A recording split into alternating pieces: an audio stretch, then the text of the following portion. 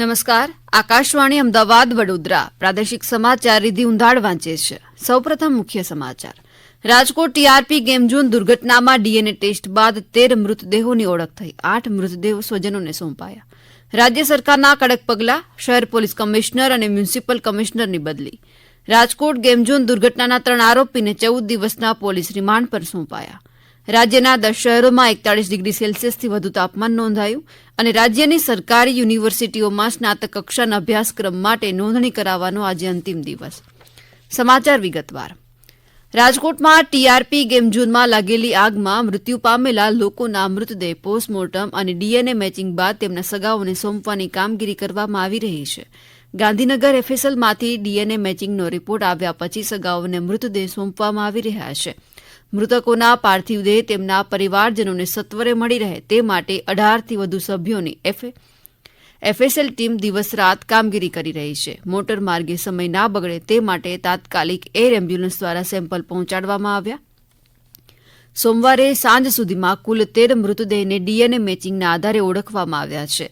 ઓળખ કર્યા બાદ 8 મૃતદેહ સ્વજનોને સોંપવામાં આવ્યા છે. એફએસએલનો રિપોર્ટ આવે ત્યારે પોલીસ દ્વારા દર્દીઓના સગાઓનો સામેથી સંપર્ક કરીને બોલાવી તેમને વિધિવત રીતે મૃતદેહ સોંપવામાં આવી રહ્યા છે.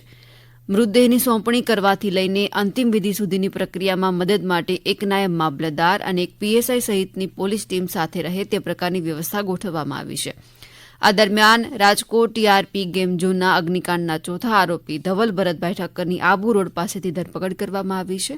બનાસકાંઠા એલસીબી પોલીસને જે બાતમી મળી હતી તેમના પરથી આરોપીને ઝડપી પાડવામાં આવ્યા. અમદાવાદમાં પણ ફાયર એનઓસી અને બીયુ મંજૂરી વિના અનેક ગેમ ઝોન ચાલુ હોવાનું ધ્યાનમાં આવતા એસ્ટેટ અને ફાયર વિભાગ દ્વારા પગલાં લેવાનું શરૂ કરવામાં આવ્યું છે.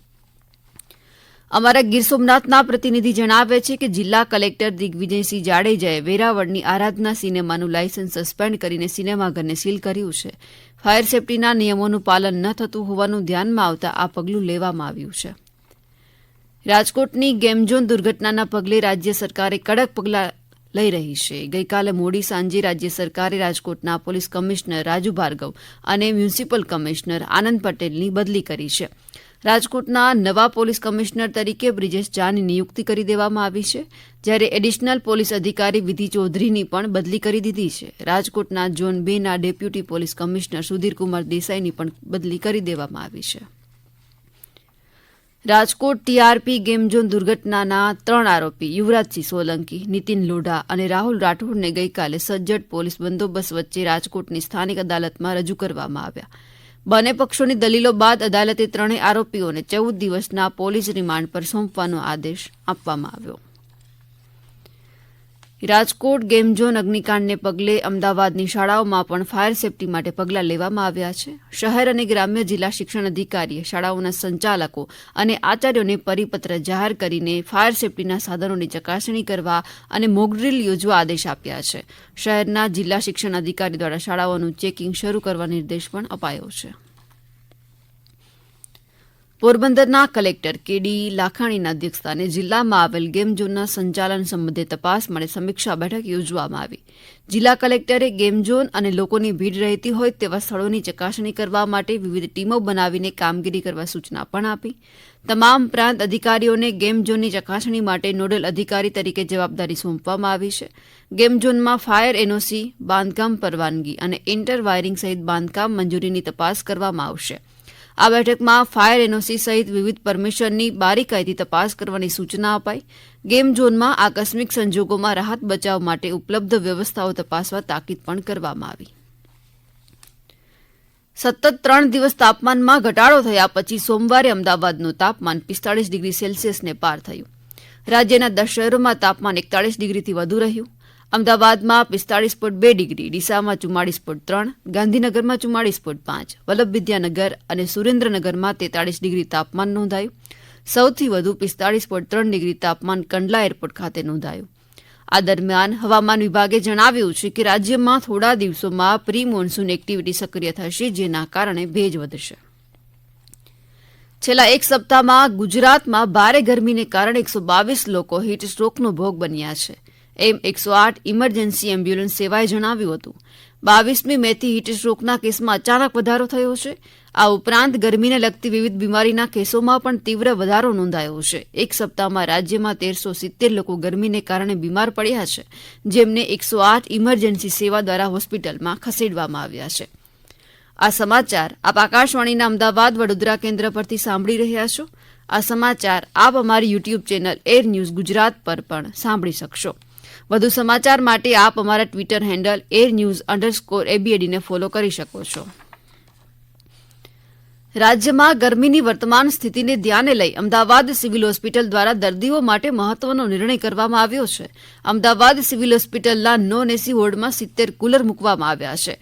અમારા અમદાવાદના પ્રતિનિધિ કરણ પરમારના જણાવ્યા અનુસાર ઓપીડી વિભાગની અંદર 4 તેમજ જૂની સિવિલ હોસ્પિટલમાં રહેલા તમામ વોર્ડમાં 2 કુલર મૂકવામાં આવ્યા છે, તો ટીબી વોર્ડમાં પણ કુલ 4 કુલર મૂકવામાં આવ્યા છે. સિવિલ હોસ્પિટલમાં આવનાર દર્દીને લૂ ન લાગે તેનું પૂરતું ધ્યાન હોસ્પિટલ દ્વારા રાખવામાં આવતું હોવાનું સિવિલ હોસ્પિટલના સુપ્રિન્ટેન્ડન્ટ ડોક્ટર રાકેશ જોશીએ જણાવ્યું. રાજ્યની 15 સરકારી યુનિવર્સિટીઓમાં સ્નાતક કક્ષાના અભ્યાસક્રમ માટે નોંધણી કરાવવાનો આજે અંતિમ દિવસ છે. સ્નાતક અને અનુસ્નાતક અભ્યાસક્રમોની અંદાજે 8 લાખ બેઠકોની સામે સોમવારે સાંજ સુધીમાં 5 લાખ વિદ્યાર્થીઓએ નોંધણી કરાવી છે. ગુજરાત યુનિવર્સિટી સહિતની રાજ્યની તમામ યુનિવર્સિટીઓ અત્યાર સુધી પોતાની રીતે કોલેજમાં પ્રવેશ કાર્યવાહી કરતી હતી. પ્રથમ વખત 15 સરકારી યુનિવર્સિટીઓની કોલેજોમાં પ્રવેશ માટે કોમન રજીસ્ટ્રેશન શરૂ કરવામાં આવ્યું. ખેડા જિલ્લા કલેક્ટરની અધ્યક્ષતામાં પ્રી મોન્સૂન કામગીરી અંગે સમીક્ષા બેઠક યોજાઈ, જેમાં ચોમાસાની ઋતુ પહેલા આપત્તિ વિભાગો દ્વારા કરવામાં આવેલી કામગીરી બાબતે જિલ્લા કલેક્ટર દ્વારા સમીક્ષા કરી જરૂરી માર્ગદર્શન આપવામાં આવ્યું. અમારા ખેડાના પ્રતિનિધિ જનક જાગીરદાર જણાવે છે કે આ બેઠકમાં નિયત સમયગાળામાં કાંસની સફાઈ, મોક ડ્રીલ, સંદેશા વ્યવહારની યોજના, જર્જરિત મકાનો, ભયજનક સ્થળોને ઓળખી કાઢવા, વીજળીના થાંભલા અને લાઇનોની સુધારણા કરવી, પાણી ગટરની લીક લાઇનોને દૂર કરવા સહિતની કામગીરી પૂર્ણ કરવા સૂચના પણ આપવામાં આવી. આ બેઠકમાં ખેડા જિલ્લા વિકાસ અધિકારી, જિલ્લા પોલીસ અધિક નિવાસી કલેક્ટર સહિત જિલ્લા તથા તાલુકાના ઉચ્ચ અધિકારીઓ પણ ઉપસ્થિત રહ્યા હતા. 26મી ઓલ ઇન્ડિયા વાડુકાઈ કરાટે સ્પર્ધાનું આયોજન અમદાવાદની એકા ક્લબમાં કરવામાં આવ્યું હતું. આ સ્પર્ધામાં ભારતના 10 રાજ્યોના 375 વિદ્યાર્થીઓએ ભાગ લીધો હતો. આ સ્પર્ધામાં ગુજરાતે પ્રથમ, આસામે દ્વિતીય, મહારાષ્ટ્ર અને કર્ણાટકે તૃતીય ક્રમ મેળવ્યો હતો. અમદાવાદના ધારાસભ્ય દ્વારા વિજેતા ખેલાડીઓને ચંદ્રક એનાયત પણ કરવામાં આવ્યા. ખેલ મહાકુંભની રાજ્યકક્ષાની ચેસની સ્પર્ધા અમદાવાદ ખાતે યોજાઈ હતી, જેમાં અમદાવાદની વૃષ્ટિ બિનોય શાહે સુવર્ણચંદ્રક જીત્યો છે. ઉલ્લેખનીય છે કે વૃષ્ટિ શાહે આ સ્પર્ધામાં ઓપન એજ કેટેગરીમાં ભાગ લીધો હતો.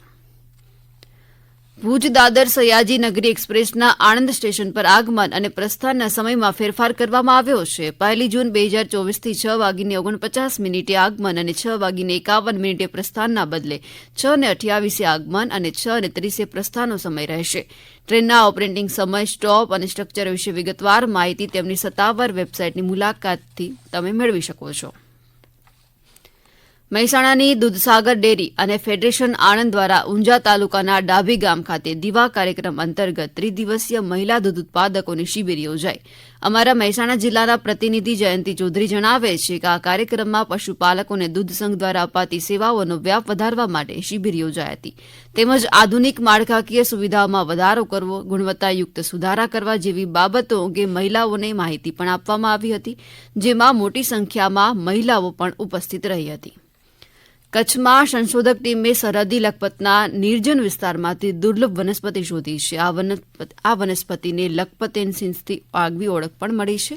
આ સંશોધક ટીમમાં ડોક્ટર રોહિતકુમાર પટેલ અને ડોક્ટર સુજીતકુમાર પ્રજાપતિ ઉપરાંત વનસ્પતિ કુળ પર વિશ્વમાં મોટું નામ ધરાવતા ઓલાવિડ યુનિવર્સિટી સ્પેનના સેન્ટિયાગો માર્ટિન બ્રાઉનો પણ સમાવેશ થાય છે. અંતે મુખ્ય સમાચાર ફરી એકવાર. રાજકોટ ટીઆરપી ગેમઝોન દુર્ઘટનામાં ડીએનએ ટેસ્ટ બાદ 13 મૃતદેહોની ઓળખ થઈ. 8 મૃતદેહો સ્વજનોને સોંપાયા. રાજ્ય સરકારના કડક પગલાં, શહેર પોલીસ કમિશનર અને મ્યુનિસિપલ કમિશનરની બદલી. રાજકોટ ગેમઝોન દુર્ઘટનાના 3 આરોપીને 14 દિવસના પોલીસ રિમાન્ડ પર સોંપાયા. રાજ્યના 10 શહેરોમાં 41 ડિગ્રી સેલ્સિયસથી વધુ તાપમાન નોંધાયું. અને રાજ્યની સરકારી યુનિવર્સિટીઓમાં સ્નાતક કક્ષાના અભ્યાસક્રમ માટે નોંધણી કરવાનો આજે અંતિમ દિવસ. આકાશવાણીના અમદાવાદ વડોદરા કેન્દ્ર પરથી પ્રાદેશિક સમાચાર પૂરા થયા.